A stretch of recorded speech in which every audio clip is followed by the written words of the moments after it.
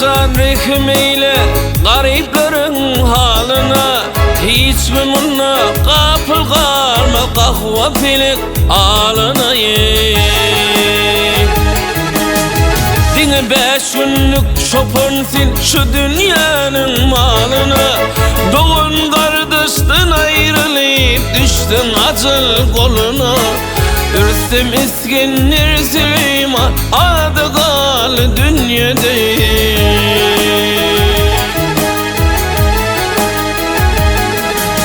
Bir fakir hakka yalvarıp minni zürriyat yok diyer.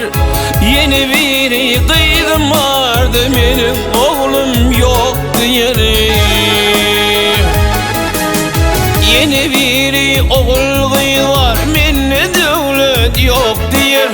Yeni biri edenine şükür eder hak diyer. Dokudunu dede dönür hani var mı dünyada.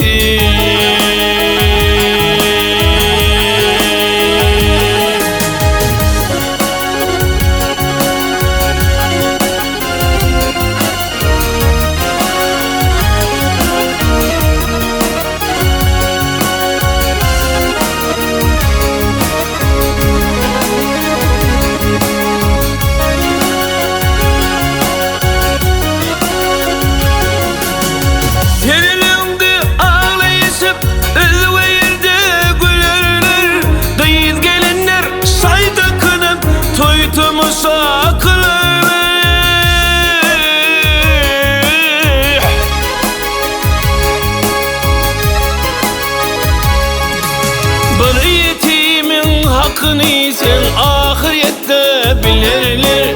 İyili bizzat iyileyip ilk burnunu dilerler. Bir fakirin hakkını sen ahirette bilirler. Hakisizsin hak bilir ol dünyada bu dünyada. Dokudunu doldurunlar hani var mı dünyada.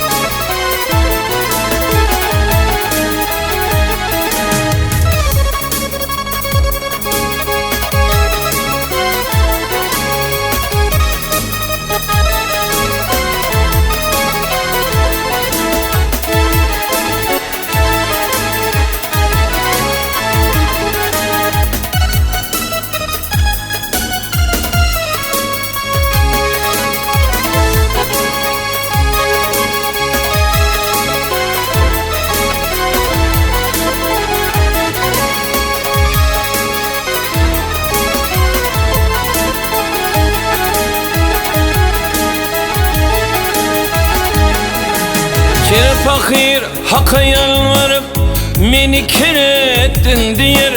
Kür fakirim elini zarlap meni kör ettin diyer. Bir gülkürüm şıklı saçıp meni kar ettin diyer. Maltım uley hak tağılladın kör ettin diyer. Dokudunu dede dinler heydi var mı dünyada.